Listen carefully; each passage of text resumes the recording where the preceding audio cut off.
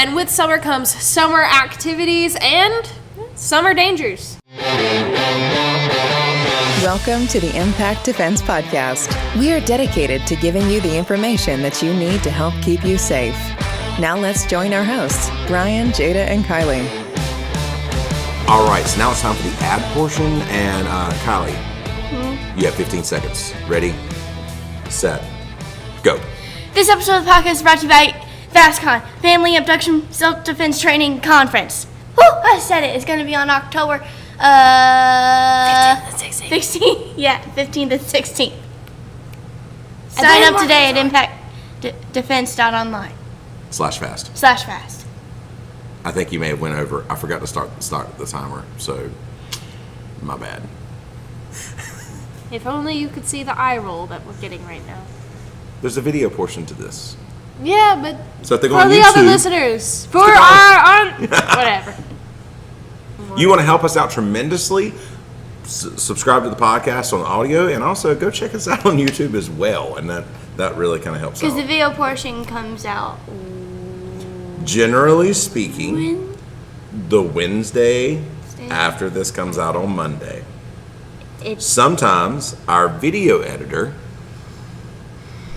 is a little slow. All right, so we're going to try to kind of stick to a little bit of a format. One of the things that we are going to do is... Keyword try. Yeah, we all know how well we are so organized with this thing. We love doing it. We enjoy it. Organization to what we do, we've already said, we're all completely and totally ADD. So sticking to a format in this sometimes is a little hard, but we're going to try. We're starting out. We thought it would be interesting to kind of bring up self-defense stories and different things that have kind of come out. And Jada had something here. Impact Defense Podcast self-defense story of the day. Utah man defends against knife-wielding attacker. A West Valley City man was at home late one evening when he heard breaking glass and a scream. Taking up an empty shotgun to investigate, he saw a man trying to break into his house. The intruder fled when he encountered the armed homeowner. The homeowner was chasing the burglar when another man came at him with a knife. The homeowner was able to get the knife away from his assailant and beat him with the unloaded shotgun, subduing him. All right, just so you guys know, I told Jada, I said, find a story and just you're going to bring up the story and then we'll talk about it a little bit. But I didn't want to know beforehand what it was. So this, you get our general reactions, and I'm sorry that one was kind of funny. Anyway, hope everybody enjoyed the news story of the day. This has been Jada, your host, and now back to the podcast. In all seriousness, though, let's look at this. This is not an ideal situation for the guy. No, he was chasing a burglar out of his house, and then another guy comes at him with a knife. Yeah. So, but he did really well to work with what he had. Yeah, he disarmed the guy with a knife and then beat him with a shotgun. He did really well to work with what he had. I mean, that's the whole point of this. We need to remember that things are not always going to be ideal for you. Usually, actually, if you're ever attacked, it's not going to go. It's not ideal. You're not in ideal circumstances. You're not. If you're in martial arts, you're not coming home still in your uniform. Big and bad, and ready to roll because you've just learned all this new stuff. And if you're, a shooter, you didn't just leave the range and got your duty belt on, and that's not the way it works. Usually it's when you're at your absolute worst, and and you don't know why he didn't have any ammo in the gun. It may have been he didn't have any or whatever. But understand that these things are going to happen at the worst, and we got to make do with what we have. So I think that was a great way of making do with what he had. Mm-hmm. Okay, now we can get back to the subject. We haven't even started the subject. Introducing the subject. Yeah, introducing the subject.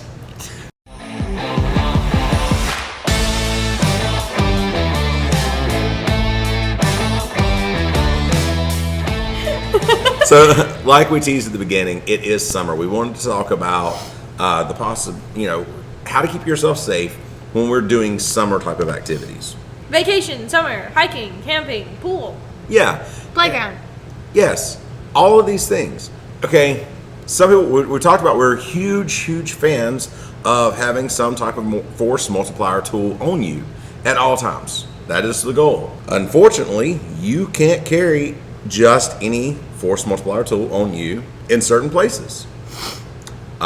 You ladies are under the age of 21, so there are certain force multiplier tools that is not legal for you to carry anywhere just because of your age. Back to the subject. Kylie's goal today is to keep us on subject. So anyway, now I'm pulling us back to the subject. You have to think about it. If you can carry something with you as a force multiplier tool, let's say you're going to the beach. If you're heading down to the beach and you're going out, you're generally in a bathing suit or something along those lines. It is not advisable, even if it's legal in the area to conceal carry on, around, it is not advisable, nor I don't think it would be legal to carry a gun with you down to the beach and then leave it in a bag while you go out in the ocean. Not advisable. I find it irresponsible, and I doubt it would be legal because you're endangering minors around you. Smart. Because even though somebody shouldn't go through your things, they can. That's why it's not smart. I know. But I'm just saying, so we have to think about situations like that. When you're going to be in a situation, That's why we recommend you carry around your handy-dandy shark. What are people scared of at the beach? Sharks. If someone attacks you, you can use your handy-dandy shark to ward them off. There are many different styles to choose from. Hammerhead, bull, great white. are you quite all right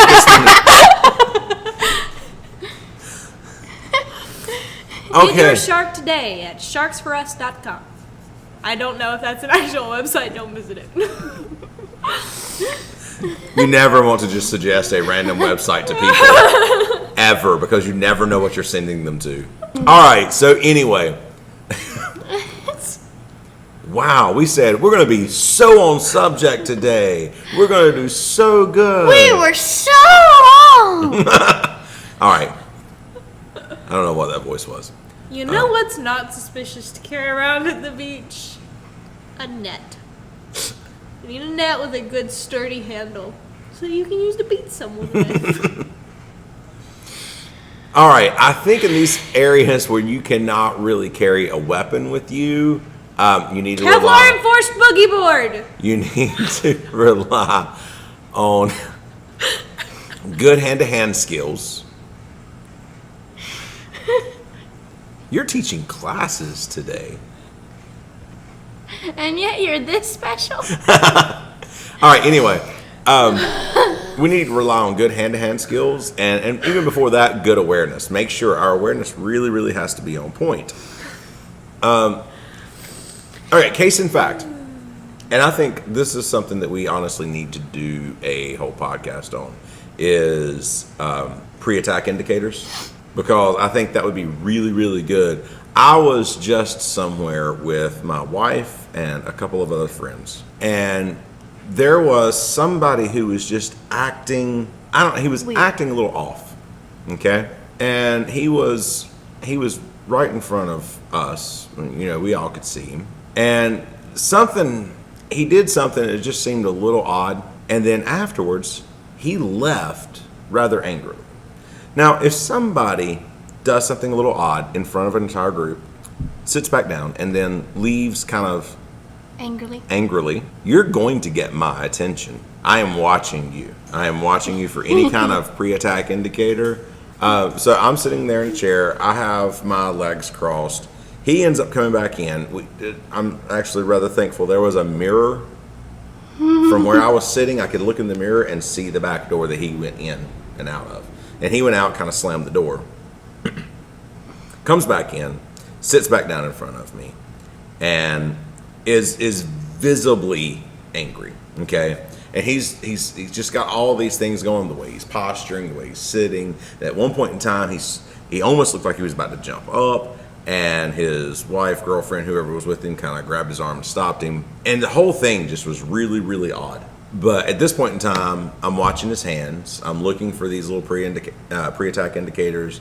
I, of course, uncross my feet and have my feet planted in such a way where if I need to hop up really fast, because I don't know if he went.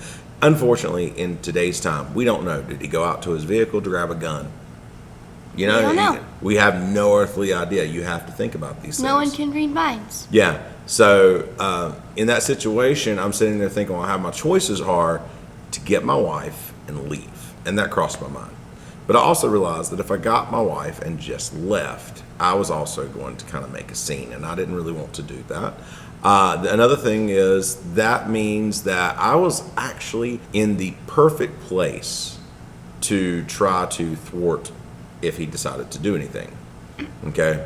If I got my wife and left, then I was going to be leaving everybody else in a much worse situation. I don't know. A lot of things were running through. In a situation like that, I think a lot of things run through your mind. I'm watching him. I'm watching for all these pre-attack indicators. There were certain things he was meeting. There were certain things he was not meeting. So I wasn't like sure that something was about to happen. But I'm just watching him. And end of the day, nothing really happened. But let's just say he had my attention. I was purely, completely ready to spring up and tackle him if need be. Is this a situation that I want to be in? No. But when looking at something like this is also a situation where you're like, if I am in a place that I am not in a position to do anything about somebody that I'm a little weary of, if something was to go south, I'm probably pulling my wife out and leaving. Okay? And your kid out if your kid's with Yeah, if you're with me, you're going to. And, you know, it's just one of those situations where it just so happened lined up that I just happened to be in the best possible place to actually stop him if he had done something wrong, just positioned by chance. And then also I happened to be aware of what was going on. Now, the funny thing about it was afterwards I'm asking questions. And I asked a couple questions of a couple people I knew. And they were like, yeah, he was a little off. Oh, you thought he was mad? He was pretty obviously mad. He was fuming. He slammed the door on his way out. You know, there's all these little things like, did you not notice this? Did you not notice this? There's a lot of stuff that people don't know what to look for. And again, I realize this is what I do for a living. So sometimes, you know, I'm like hyper vigilant in these kind of situations. But you have to be at times.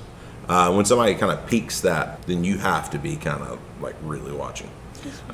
But anyway, awareness. We're going to do a podcast pretty soon on pre-attack indicators because I think those are the things that are important for people to understand. Mm-hmm. So, yeah, all that to say, aware of your surroundings. Most people don't know what's going on. And most people may say, like, oh, yeah, I casually observed that thing. So when you casually observe some things, that should put your awareness level into a higher level. So I went from yellow to orange pretty quickly because I noticed somebody that could possibly have been a threat. And then at orange, there's also supposed to be kind of developing a plan, in which I was. Okay? If he stands up and turns this way, I'm doing this. If he stands up and turns this way, I'm doing this, you know, kind of thing, which was very similar. But anyway. There are other things that you can do to help minimize the risk of someone choosing you to attack and choosing you for pettier crimes, like robbery and theft. One of the really simple things is just locking your doors. Like if you're going on vacation or really just anywhere, locking the doors to your vehicle is a great step because they're going to walk up, feel the door's locked, and look for someone who didn't. Yeah. Just simple things like that because when you're on vacation, you don't want to accidentally leave one of your things in the car and then overnight it's just gone. Yeah. I mean, everywhere that I've gone and stayed, they all have these nice things in their parking garages that says we're not responsible for anything stolen out of your vehicle. Mm-hmm. If you're a member at like a pool or something, you go and people leave a lot of things in their car when they go to a pool just because they don't want to have important things near the water. So they'll put things under their seat or something like that. But then they don't lock their doors and it gets stolen before they get out because if someone is at the pool, they can almost guarantee that they're going to be there for a good while, you know, especially if you have kids or something. You end up being at one of those places for a long time. And so criminals understand that. They know that they have a lot of time to do whatever they want to do. Yeah. So just locking your doors is a big thing. Also, if you're able to leave something in the car, then you probably didn't need it enough to have to take it with you to the pool in the first place. Leaving your valuables and stuff in your locked home is a better option. And I've seen, when talking about the beach, when somebody goes down to the beach, I've seen somebody do this. I thought this was just genius. Have something like a pencil box or something that you would take to school. You can put your phones and stuff like that. And if everybody wants to go down to the actual ocean and nobody's sitting with the stuff, pull the towel back, dig out a hole, put that down, cover it up, then put the towel down over top of it. People, are not going to randomly start checking what's buried under somebody's towel. And then they'll just put their phones or keys or anything like that in that little box, bury it in the sand right under the towel, and then put the towel out. And I thought, that is somebody I knew. We were at the beach together and they were doing that. And I was like, that is absolutely genius. Because people are looking for a bag that they can go buy. Easy target, If they're going to steal something, they're going to find the easiest target. A lot of times I end up just folding my towel and then leaving my phone folded up in the towel. Yeah. Because it hides it. Pretty much the only thing I bring to the water with me is a towel and my phone. That's about it. The phone is really just there to take pictures because I don't see much need for having money on the beach. Yeah. I mean, there are the parents who like to get the sunset slush or something for their kids, or the Italian ice guy that, walks by in his little cart. So those people might have a little bit more cash on them, but I just come down with my phone and a towel. Either that or just a towel. Oh, another general safety thing that's not really a self-defense thing, but just please, parents, be sure to keep track of your kids on vacation or really just anywhere. Because, well, I guess it is a self-defense thing. It is. Because I saw way too many situations where there were just these young kids allowed to just walk across the street to the ocean without any kind of supervision. And it always makes me wonder what kind of excuse the parent has for letting that small child do that. Because I'm not as much worried about your child's ability to swim. A parent can decide that, Yeah. They can decide, okay, he swims well enough, he can go in the ocean. Sure. But I don't understand letting them go off alone in an area you are more unfamiliar with and you don't know everybody around. Because vacations are just a cesspool of people from different places and, you don't know who's around. Yeah. So don't let your kid go off out of your sight. Just don't. And they might be irritated with you because you're treating them like a baby. I don't give a crap. Their safety's more important. And the other thing along those lines is don't post things on social media about your vacation until you get back. Okay, so number one, that allows everyone to know that you're gone, so your house is free to be robbed. Number two, actually, one of the things Kylie and I saw, somebody posted something about your TikTok, and we happened to look, and when we kind of casually looked at their TikTok and go, oh wait, look, they're at a hotel. We know this because as we were looking in the comments, somebody was asking them questions. They said, because they referred to us, that's how we were even in their comments to begin with. We were scrolling through, and it kind of looked like they were in a hotel. It didn't look like a normal house. So anyway, while we were looking in the comments, somebody started asking the questions. They tell them where they are, and this is a minor. They tell them where they are, the hotel they are in, and everything. Oh yeah, we're staying at this beach in this particular hotel. Yeah, we go back home on this day. And yeah, Kylie and I both about had a cow. I mean, it's just just kind of scary. So don't be telling that, whether you're a minor, whether you're an adult, I don't care.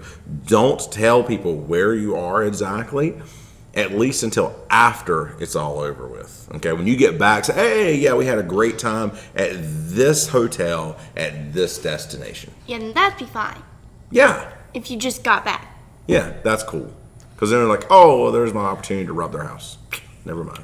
And you get a lot of people like, but I want certain people to know, like, Yeah, what's that's going cool. on. I'm like, that's perfectly fine. Text the pictures to Yeah. them. Like, message the pictures to them. You don't have to post it publicly. I'm like, on Facebook, there are settings where you can go on and only allow certain people to see a post. Like, you can just go on and click the specific people you want to see the post. Like, that can be your parents, your grandparents, just the people closest to you that already know you're going on the vacation, you know, that you can give them that stuff and only they can see it.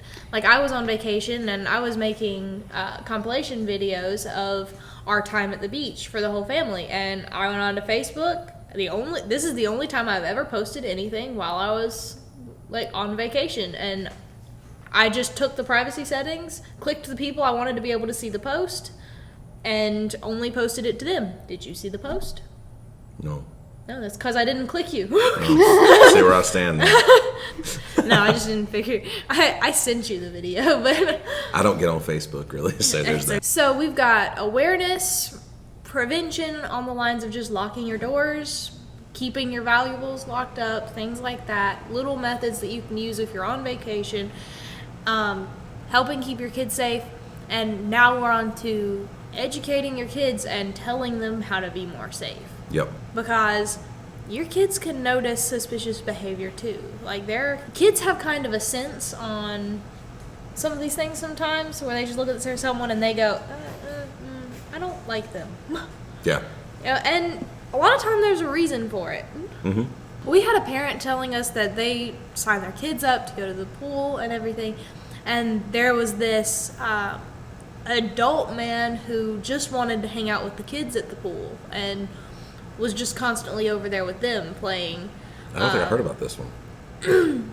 Yeah, it was supposedly one of the kids' older brothers or uncles or something, but all he did was hang out with the kids at the pool and not the adults. And, you know, those are things that you can teach your kid to look for. Yeah. And teach your kid to tell you when someone makes them feel uncomfortable. And then don't brush it off when they tell you. Yeah. Don't look at them and say, oh, it's probably fine. Because you're teaching them to just write off suspicious behavior. Yeah. And that's how you end up making your child a target. Teach your kid to look for suspicious behavior, pre-attack indicators, things like that. Teach them to tell you, and then do something about it. Yeah. When you're at the beach or you're on vacation, you can teach them where they're allowed to go without you. You can set them boundaries. And don't think it's limiting their freedom. Really, inside of boundaries is where you have the most freedom. Because if you can trust them to stay inside these boundaries, they have a lot more freedom. Yeah, that's true. You know? And it sounds like a contradiction, but really think about it. If there's a playground with a fence around it, and then a playground without a fence around it, you can trust your child more to be in the fence without having to worry about them because there's a fence. Yeah. If there's not, you have to worry about them running off to the pond over here or going off on this trail over here. But if there's a fence, they can run off and do their own thing without you having to watch them quite as much because they're inside of a fence, Yeah. you know? Sometimes boundaries give you the most freedom. Children eventually understand that. You can just explain that to them. On vacation, I can trust you to do a whole lot more if you stay within these guidelines. It's like you have freedom just so long as you stay within these things. Yeah. I think if kids are educated to understand that, then they will. Well, But if yeah, they are exactly. not, then Like they I'm turn into saying, adults teach who your think kids. that's not the case. But That's what I'm saying. Teach your kids. Yeah. They can understand that. yeah. I understand. Yeah. You're special. I know. And finally, get some hand-to-hand skills. Get out there, find some good self-defense seminars, and then learn how to punch, kick, headbutt, stuff like that. You can also get out there and join a martial arts school where you're learning how to fight another individual and you're doing it in a safe manner. You know, all these skills will help out.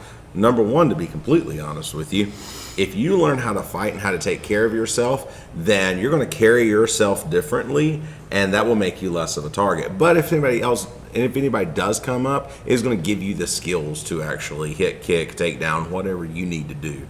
I did just hear, and I know that this is not necessarily, this might be stepping on the toes of your news stories, but I did just hear of a news story like last night that this there was an 82-year-old lady who was getting beat by a 50-some-year-old neighbor who was almost 6 foot tall And she had a friend of hers that was 67 come up and see what was happening. This 82-year-old lady was getting beat by this guy in his 50s. It was almost 6 foot tall. And this 67-year-old woman had some training in jiu-jitsu, and she elbowed him, grabbed him, got his finger, and laid him out on the floor and pinned him until the cops came. This lady was 4'10", who just beat up a man who was 15 years younger than her and, over a foot taller than her. So the idea that, oh no, I'm too old to learn this stuff, bull crap.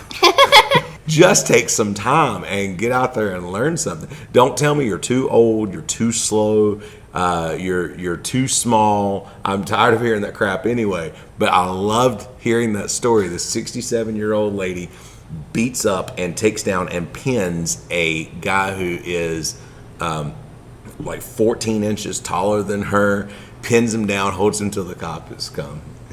If you've been enjoying this podcast and you want to hear more, go ahead and go over to Apple Podcasts and leave us a 5-star rating and write a review, because we have quite a few of the 5-star ratings. We don't have many things written about us, and that would really help us out. So if you're enjoying it, go ahead and go on there and write a review. Some of the reviews we've gotten have been, I'm very grateful for all the lessons you've taught me. Super amazing podcast with the best host. Highly recommend. Just little things like that help us out a lot and encourage us to keep going. So if you feel like leaving a review, go ahead and leave a review, and we might even read it on the podcast. Yeah, we're going to try to read a review on the podcast each time.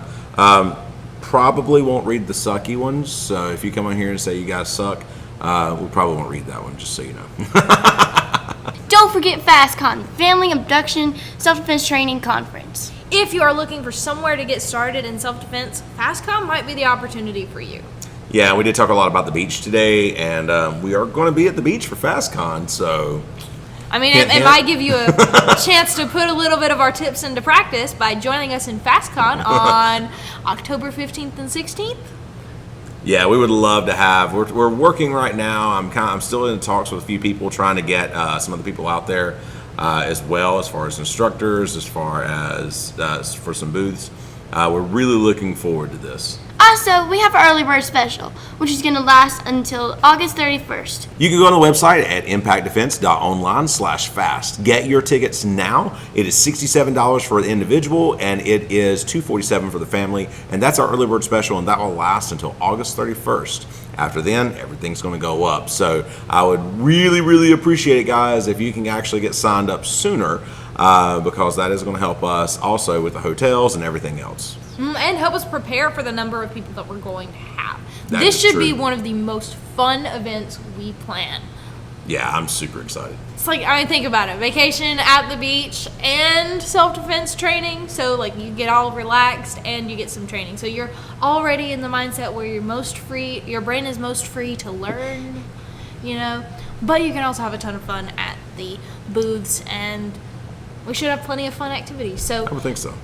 Guys, we are super excited about this. Go on there, check it out, and even if you're not sure about it, go online, read a little bit about it, and consider getting some tickets. Yep. Or check out our other podcast where we talked about the whole podcast. That's true. We did spend an entire podcast on that one. Thank you guys so much for listening. Stay safe, stay alert, and we'll see you in the next podcast. See you guys. Bye. Thank you for listening to the Impact Defense Podcast. If you would like to learn more about how to keep yourself safe, check out the articles, videos, courses, and seminars at www.impactdefense.online. We also do training for security teams, churches, businesses, groups, and more.